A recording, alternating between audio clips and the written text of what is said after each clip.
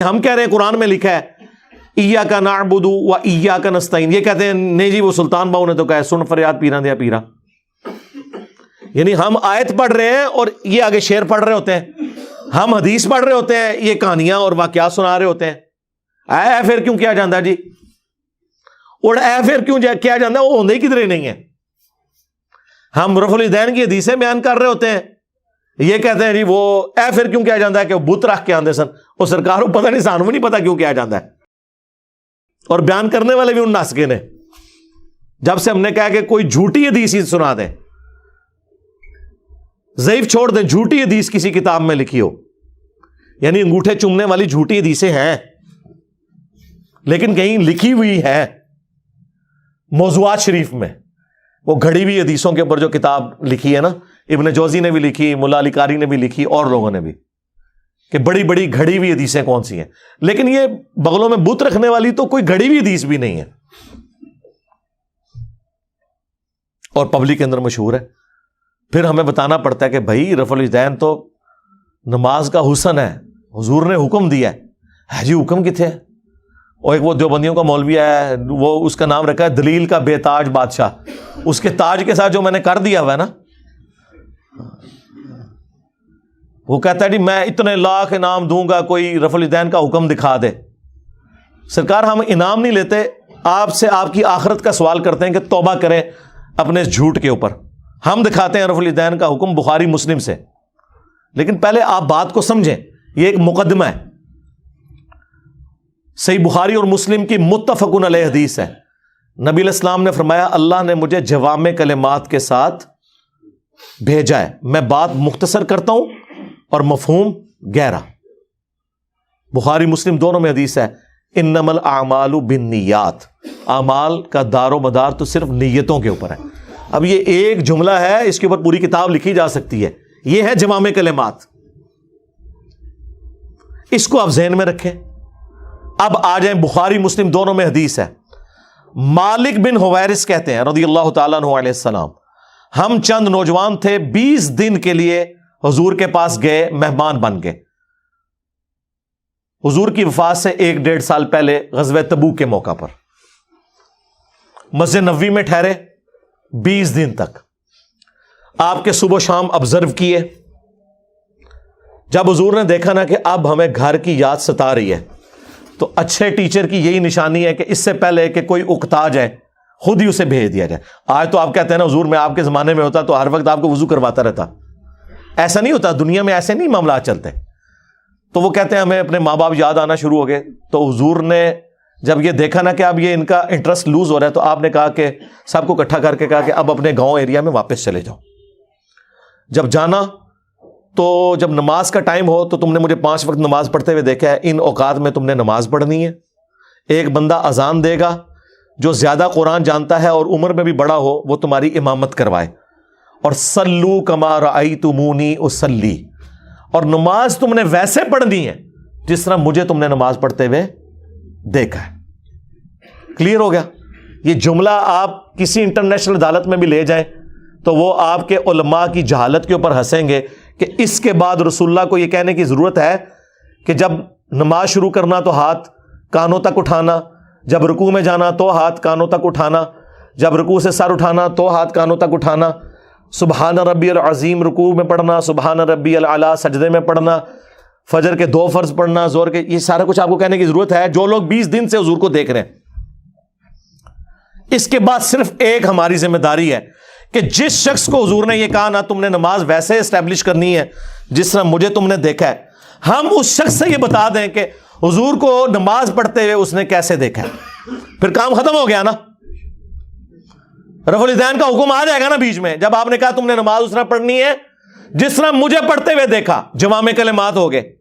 تو سرکار مالک بن حویرث سے پوچھ لیں، بخاری مسلم دونوں میں موجود ہے کہ مالک بن حویرث رضی اللہ تعالیٰ عنہ کہتے ہیں کہ جب نبی علیہ السلام نماز شروع کرتے تو دونوں ہاتھ کانوں تک اٹھاتے. بخاری میں صرف ہے کہ اٹھاتے، مسلم میں ہے کانوں تک.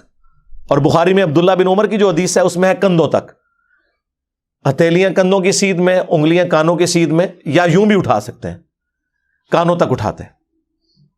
اور رکوع میں جاتے وقت کانوں تک اٹھاتے، اور رکوع سے سر اٹھاتے تو کانوں تک اٹھاتے. مالک بن حویرث خود نماز کا طریقہ سکھا رہے ہیں, بلکہ بخاری میں الفاظ ہیں, وہ کہتے ہیں نماز کا میرا ارادہ نہیں تھا, میں تمہیں نماز سکھانے کے لیے بتا رہا ہوں کہ میں نے نبی علیہ السلام کو اس طرح نماز پڑھتے ہوئے دیکھا ہے رفع الیدین کے ساتھ. اور ایون بخاری میں جلسہ استراحت آیا ہے کہ مالک بن حویرث پہلی اور تیسری رکعت میں اس وقت تک نہیں کھڑے ہوتے تھے دوسری اور چوتھی رکعت کے لیے جب تک بیٹھ نہ جائیں دوسرا سجدہ کر کے بھی. ویسے تو الگ سے بھی بخاری میں حکم ہے, نبی علیہ السلام نے ایک تیزی سے صحابی کو نماز پڑھتے ہوئے دیکھا تو فرمایا دوبارہ پڑھو, تم نے نماز نہیں پڑھی. 3 دفعہ ہوا تو چوتھی دفعہ آپ نے جب اس کو نماز کا طریقہ سکھایا تو اس میں آپ نے فرمایا پوری تفصیل کے ساتھ ہے, جب آپ سجدے پہ پہنچے فرمایا پہلا سجدہ کرو پھر سکون سے بیٹھ جاؤ, پھر دوسرا سجدہ کرو پھر سکون سے بیٹھو اور پھر اگلی رکعت کے لیے کھڑے ہو. اس میں جلسہ استراحت کا ذکر موجود ہے. مالک بن حویرث کہتے ہیں میرا ارادہ نہیں تھا, میں صرف نماز سکھانے کے لیے تمہیں بتا رہا ہوں. اور مالک بن حویرث وہ ہیں جو حضور کی وفات سے 1-1.5 سال پہلے مسلمان ہوئے ہیں, اور آپ کو دیوبندی بریلوی حنفی یہ کہانی کرا رہے ہیں جی مکے میں رفع الیدین ہوتا تھا, مدینے میں منع ہو گیا. اور رفع الیدین کے جتنے راوی ہیں نا میجورٹی وہ ہیں جو فتح مکہ کے بعد مسلمان ہوئے ہیں, ہجرت مدینہ نہیں, فتح مکہ کے بعد 8 ہجری کے بعد. وائل بن حجر کی حدیث ہے مسلم شریف میں, ابو داؤد میں, بلکہ وائل بن حجر تو پھر 1 سال بعد ابو داؤد میں سنن نسائی میں آئے کہ دوبارہ آئے, وہ کہتے ہیں میں نے سردیوں میں دیکھا کہ صحابہ کرام چادروں کے اندر سے رفع الیدین کر رہے ہوتے تھے. اس سے یہ بھی مسئلہ پتہ چل گیا کہ چادر کے لیے ہاتھ باہر نکالنے کی ضرورت نہیں, اندر سے بھی رفع الیدین ہو سکتا ہے. 8 ہجری میں بندہ مسلمان ہو رہا ہے, 9 ہجری میں وہ دوبارہ سردیوں کے موسم میں حضور کی نماز دیکھنے کے لیے آیا مدینہ شریف اور رفع الیدین سے پڑھتے ہوئے دیکھ رہا ہے. تو مسوخ کس ٹائم ہوا ہے؟ کوئی نہیں ہوا سرکار. سنی اور شیعہ دونوں قائل ہیں رکوع میں جاتے وقت, رکوع سے اٹھتے وقت اور تیسری رکعت سے اٹھتے وقت رفع الیدین کرنے کے اوپر. یہ دلیل کے بے تاج بادشاہ جو ہے نا, ان کے تاج کی حقیقت یہ ہے جو میں آپ کو بتا رہا ہوں. یہ لوگوں کا علمی لیول ہے. جی رفع الیدین کا حکم دکھائیں, جی دکھا دیا.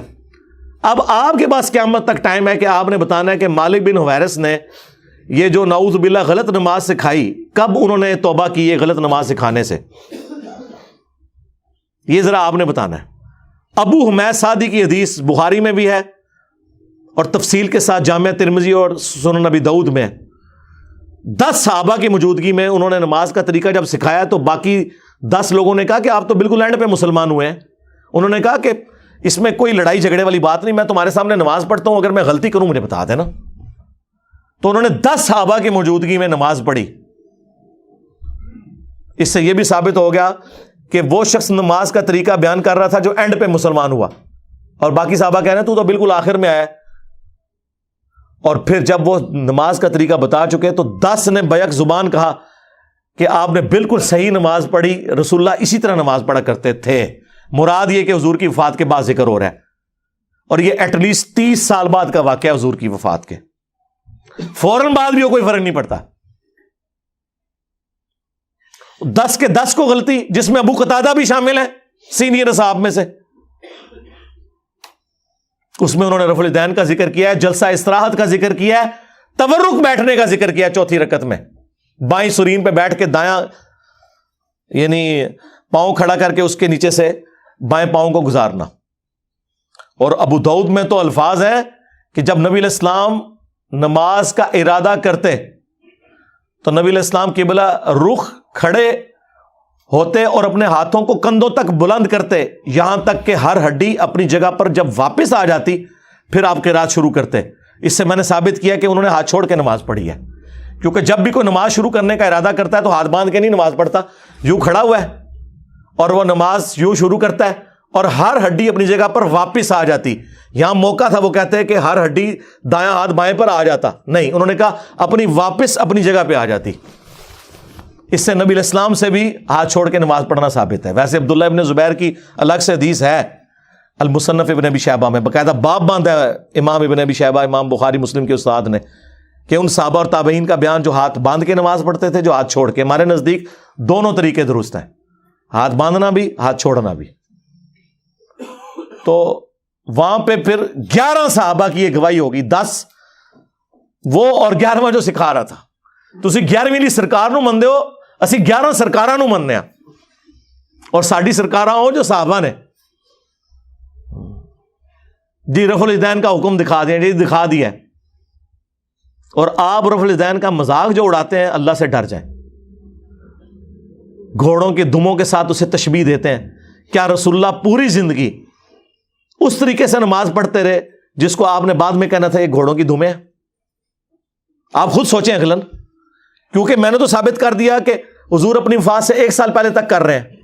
ویسے تو میں نے مسئلہ 70B میں ثابت کیا ہے کہ وفات تک، وہ کہتے ہیں وفات تک کا لفظ جی موجود ہے۔ جب حضور کی وفات کے بعد صحابہ کرام نماز کا طریقہ سکھا رہے ہیں تو وفات تک ہی ہوا نا، لاجیکل ہے۔ یہ تو نہیں کہ منسوخ شدہ طریقہ انہوں نے سکھانا تھا۔ باقی تفصیل وہ دیکھ لیں، 2.25 گھنٹے کا لیکچر ہے۔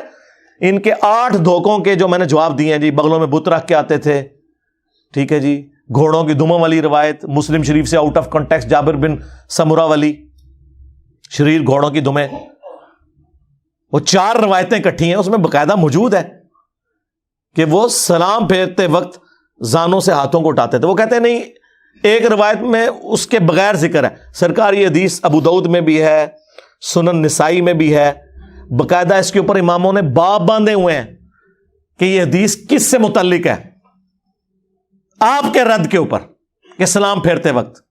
امام نووی نے بھی مسلم کے باب کے اوپر یہ لکھا ہوا ہے۔ اس سے بڑھ کر امام بخاری نے جز رفع الیدین میں لکھا ہے کہ جو گھوڑوں کی دموں والی حدیث رفع الیدین پہ لگاتے ہیں انہیں ڈرنا چاہیے کہ اللہ کا عذاب نہ ان پر آ جائے۔ سورہ نور کی آیت کوٹ کی کہ رسول اللہ کے ساتھ دشمنی کر رہے ہیں، یہ سنت کا مذاق اڑا رہے ہیں۔ اور جز رفع الیدین پہ جو میں نے ویڈیو ریکارڈ کرائی ہے، جو کچھ امام بخاری نے ان کی طبیعت صاف کی ہوئی ہے، وہ 70B مسئلہ آپ ضرور دیکھیں۔ رفع الیدین سے متعلق فرقہ وارانہ نظریات کا تحقیقی جائزہ، اس میں ان کے آپ کو جھوٹ پتہ چلیں گے کہ یہ جھوٹ کی بنیاد پہ کھڑے ہیں۔ اور ہم تو بڑے خوش ہوتے ہیں کوئی گھوڑوں کی دموں والی حدیث بتا دے، بت رکھنے والی جھوٹی بات خود گھڑی بھی بتا دے، ہم پھر کہتے ہیں آپ کو بتائیں گے۔ بلکہ اس سے بڑھ کر میں G10 میں رہتا تھا، یہ میں بات کر رہا ہوں 2008-9 کی، 8 سے آلموسٹ کوئی 14-15 سال پہلے۔ ہمارے قریبی دوست تھے، وہ کٹر بریلوی تھے، ہم بھی اس زمانے میں بریلوی تھے۔ میرے ساتھ وہ اعتکاف بیٹھے G10 کی مسجد میں، G10-4 میں۔ جب میں ریورٹ ہوا تو وہ بھی تحقیق میں پڑ گئے، وہ وہیں کے رہنے والے تھے۔ جب تحقیق میں پڑھے تو ہمارے گھر کے قریب ایک دیوبندیوں کی مسجد بھی تھے، کبھی ہم نماز وہاں پڑھتے رفع الیدین سے شروع کر دی۔ لیکن نماز میں آپ کو پتہ سب کے پیچھے پڑھتا ہوں، ایک نماز دیوبندیوں کے پیچھے پڑھتے تھے، فجر کی اہل حدیث کے پیچھے پڑھتے تھے، مغرب عشاء کی کبھی بریلویوں کے پیچھے، کبھی دیوبند کے پیچھے۔ وہاں کے مفتی کو کھٹکا لگ گیا، اس نے کہا چلو یہ تو گمراہ ہوئے ہیں، یہ تو آؤٹ سائڈر ہیں۔ جو G10 کا رہنے والا ہے نا بندہ، جس کا اپنا ذاتی گھر تھا وہاں پہ جدی پشتی، جو ان کا دوست ہے، اس کو تو ہم قائل کریں۔ اس نے ایک کتابچہ دے دیا اسے، رفع الیدین کے خلاف نہ، کہ نماز کا حنفی طریقہ صحیح ہے۔ وہ کتابچہ میرے پاس لے کے آیا، میں نے کہا بہت اچھی بات ہے، مطلب وہ جب میں نے کتاب پڑھی تو میں تو خوشی سے پھولے نہ سماؤں۔ اس نے پہلی حدیث پتہ کیا لکھی ہوئی؟ کانوں تک ہاتھ اٹھانے کا ثبوت، تو کانوں تک تو ہم بھی اٹھاتے ہیں الحمدللہ، لیکن حدیث لکھی مالک بن حویرث والی مسلم شریف سے، اور حدیث لکھی کہ مالک بن حویرث کہتے ہیں کہ میں نے نبی علیہ السلام کو دیکھا کہ جب نماز شروع کرتے تو دونوں ہاتھ کانوں تک اٹھاتے۔ میرا دل کرے میں تو لڈیاں پاواں، ہاں میں کہ ایتھے ہی رک جا کے تو کتاب ٹرنی نہیں۔ یہ حدیث میں نے کہا میں اوریجنل نہ دیوبند اور بریلویوں کی کتاب مسلم شریف جو ترجمے کے ساتھ ہے اس میں سے تجھے دکھاؤں گا، اور تو نے خود رفع الیدین شروع کر دینا ہے۔ کہتا کیسے؟ میں نے کہا یہ دیکھ، انہوں نے آدھی حدیث لکھی ہوئی ہے، اس کے آگے لکھا ہوا ہے جب رکوع میں جانے لگتے تو کانوں تک ہاتھ اٹھاتے، اور جب رکوع سے سر اٹھاتے تو کانوں تک ہاتھ اٹھاتے۔ یہ مالک بن حویرث بھی تمہاری پوری نماز کا طریقہ ہے، صلو کما رأیتمونی اصلی، ہمیں اور کیا چاہیے؟ اچھا وہ کتابچہ لے کے نا وہ دیوبند کے مفتی کے پاس پہنچ گیا۔ یہ ان مفتیوں کا، یہ دلیل کے جو بے تاج بادشاہوں کا علمی لیول یہ ہوتا ہے۔ وہ جب وہاں پہ پہنچا نا، اس نے کہا یہ آپ نے جو حدیث لکھی ہے یہ آپ نے مسلم شریف سے پڑھی ہے؟ اس نے کہا یہ تو بہت بڑے عالم دین کی کتاب ہے، یقیناً یہ لکھا ہوگا۔ انہوں نے کہا لکھا تو ضرور ہے، لیکن صرف اتنا نہیں لکھا ہوا، اس کے آگے تو کچھ اور بھی لکھا ہوا ہے۔ اس نے کہا یہ ہو نہیں سکتا۔ انہوں نے کہا یہ دیکھو مسلم شریف میں لکھا ہوا ہے کہ جب نماز شروع کرتے تو کانوں تک ہاتھ اٹھاتے، اور جب رکوع میں جانے لگتے تو کانوں تک ہاتھ اٹھاتے، اور جب رکوع سے سر اٹھاتے تو کانوں تک ہاتھ اٹھاتے۔ تو یہ اس نے آدھی حدیث کیوں لکھی ہے؟ اس کے بعد کوئی گنجائش رہ گئی تھی؟ لیکن جب اللہ تعالیٰ ختم اللہ علی قلوبہم وعلی سمعہم وعلی ابصارہم غشاوہ، دلوں پر، آنکھوں پر، کانوں پر مور لگ جائے، جو سورۃ البقرہ میں آیا اور سورۃ الانعام میں آیا کہ ہم ان کے دلوں کو اور آنکھوں کو حق قبول کرنے سے پھیر دیں گے، جیسا کہ پہلی دفعہ جب ان پہ حق کھلا تھا نا تو انہوں نے حق سے اناد کیا تھا، اب ہم ان کے اوپر مورے لگا دیں گے۔ وَلَوْ أَنَّنَا نَزَّلْنَا إِلَيْهِمُ الْمَلَائِكَةَ، اور یہ اب ایسی گمراہی میں پڑ جائیں گے اگر آسمان سے فرشتے ان کے سامنے نازل ہوں اور مردے قبروں سے نکل کے انہیں یہ بتائیں نا کہ آخرت ہونے والی ہے اور قیامت کا تمام منظر ان کی آنکھوں کے سامنے آ جائے، تب بھی یہ ایمان نہیں لے کے آئیں گے، کیونکہ اللہ نے مور لگا دی ہے۔ اور یہی ہوا اس کے ساتھ۔ وہ کہتا ہے کہ جی ہم نے یہ آدھی حدیث اس لیے لکھی ہے کہ یہ ہماری دلیل تھی۔ انہوں نے کہا یار حدیث تے پوری دلیل ہوندی ہے، آدھی تے نہیں، یہ تو علماء یہود والا کام کیا ہے۔ افتؤمنون ببعض الکتاب وتکفرون ببعض، کتاب کے کچھ حصے کو مانتے ہو، کچھ کو چھوڑتے ہو، اور پھر اللہ نے کہا اس کی سزا ہے کہ دنیا میں بھی ذلت ہے اور آخرت کا بڑا عذاب تمہارا انتظار کر رہا ہے۔ اور دنیا میں دیکھ لیں میرے ہاتھوں ان کی کیا ذلت ہوئی ہے۔ انہوں نے پچھلے 1000 سال میں جتنی عزت کمائی تھی نا، پچھلے 10-12 سال میں اس سے زیادہ ذلت کما چکے میں۔ میرا ایک نعرہ ان کو لے جاتا ہے کہ میرے نبی سا ہے ہی کوئی نہیں، تیرے بابے تھے شے ہی کوئی نہیں۔ دیکھ لیں ذلت کمائی ہے انہوں نے۔ تو وہ اس کا بھی دفاع کر رہا ہے، وہ کہہ رہا ہے جی ہم نے بس اتنا ہی لکھنا تھا جو ہمیں دلیل چاہیے، کیونکہ ہم نے یہ ثابت کرنا ہے کہ کانوں تک ہاتھ اٹھانے ہیں۔ انہوں نے کہا جس جگہ سے ثابت کر رہے ہو ادھر سے تو پوری بات لوگے۔ یہ ہو سکتا ہے کہ آپ قرآن سے آدھی بات لیں کہ نماز کے قریب مت جاؤ، اور آپ کہیں کہ میں نے یہی بات ثابت کرنی تھی کہ نماز کوئی ضروری نہیں۔ ہم کہیں گے آگے لکھا ہے جب تم نشے کی حالت میں ہو، یہی کہیں گے نا۔ تو یہ کرتے ہیں، اور چونکہ ان کو بڑوں سے یہی عادت پڑی ہوئی ہے آدھی باتیں بیان کرنے کی، آدھی کاٹنے کی، اس لیے میرے بھی آدھے کلپ کاٹ کے نا متنفر کروانے کی کوشش کرتے ہیں، اور مجھے کوئی فرق نہیں پڑتا۔ میں نے آپ کو بارہا بتایا ہے کہ مجھ سے بچنے کا طریقہ یہ ہے کہ اپنی زبانیں بند رکھیں۔ اگر زبان آپ کھولیں گے میں تو کار تک پہنچا کے آواں گا، منجی ٹھوک دیں گا تہاڈی میں، ذہن چ رکھیو، بلکہ ٹھوک دیتی ہے اللہ کے فضل نال۔ جتنا بولو گے، جتنا چیخو گے، کیونکہ میں نے تو پھر جواب دینا نا، آپ میرے پہ الزام لگائیں گے تو میں آپ کو پھر کلیئر کروں گا کہ بھائی یہ بات لکھی ہوئی تھی، یہ تو یہ کہہ رہے تھے۔ تو اینڈ رزلٹ یہ ہے کہ جھوٹے بندے کی تو ایک نہ ایک دن موت ہو ہی جاتی ہے، اور ذلت کی موت ہوتی ہے، جس طرح ان فرقوں کی موت ہوئی ہے۔ الحمدللہ۔